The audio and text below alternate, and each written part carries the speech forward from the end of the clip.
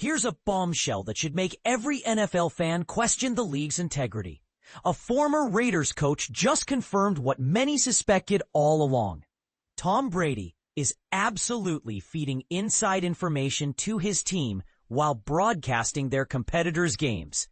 Antonio Pierce, who led the Raiders through the 2024 season when Brady officially joined as a minority owner, didn't mince words during his recent appearance on SiriusXM Mad Dog Radio with Adam Shine, and what he revealed should send shockwaves through every NFL front office.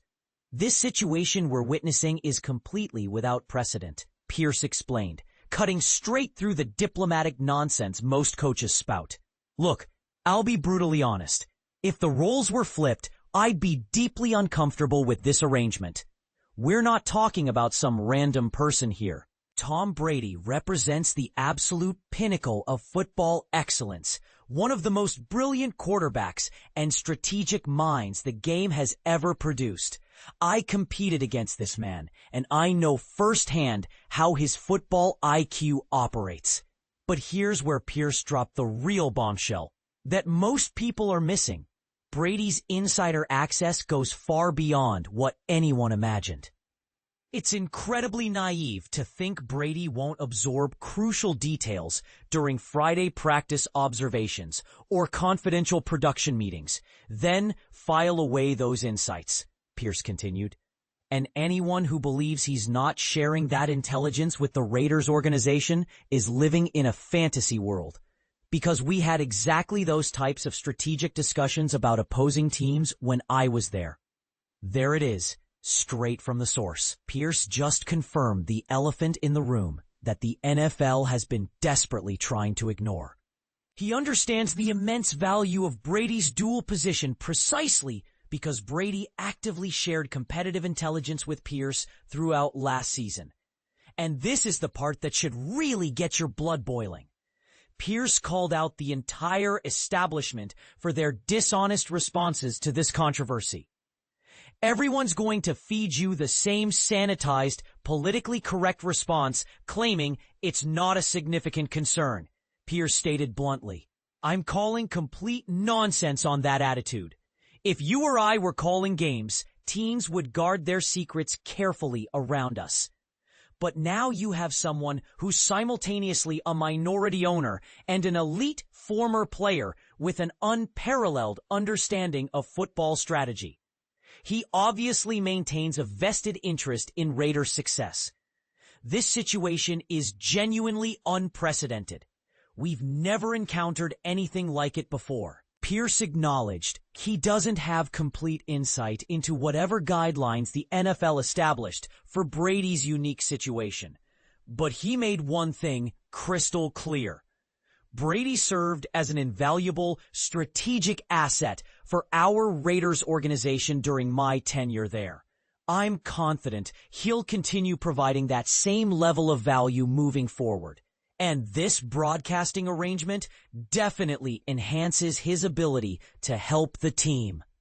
Here's the twisted irony that makes this even more controversial. Brady's insider knowledge didn't prevent the 2024 Raiders from imploding.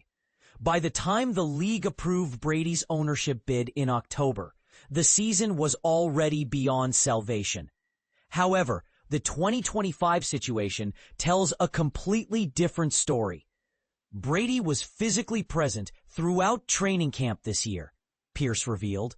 He attended organized team activities, participated in draft room discussions, and maintained a significantly more hands-on presence compared to last season. Our conversations in 2024 focused primarily on organizational rebuilding strategies. This year represents something entirely different. Brady essentially constructed this current roster. Most of these personnel decisions reflect his direct input and influence. But here's where it gets really controversial. Pierce suggested Brady played a role in his own dismissal as head coach. I believe my termination represented one of Brady's strategic recommendations.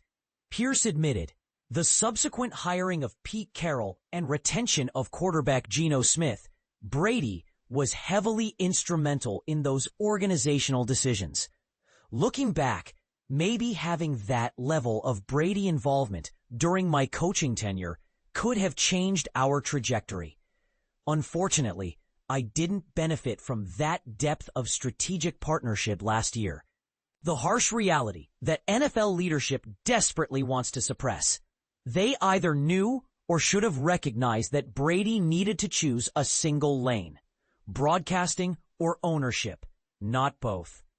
The situation's problematic nature remained somewhat abstract until Monday night's damning footage surfaced, showing Brady positioned in the coach's box, complete with communication headset and tactical tablet. Desperately attempting to avoid camera detection once he realized his compromised position was being broadcast. Now comes the moment of truth for NFL ownership groups. They possess the collective power to demand immediate changes to this ethically questionable arrangement. However, don't expect any meaningful action unless the Raiders transform into consistent championship contenders. Once that competitive transformation occurs, Brady's unprecedented dual status will suddenly be perceived by competing franchises as a more significant competitive threat than even the infamous tush-push play. Only then will team owners scramble to address the regulatory mess they created by permitting Brady to maintain partial team ownership while continuing his Fox broadcasting obligations.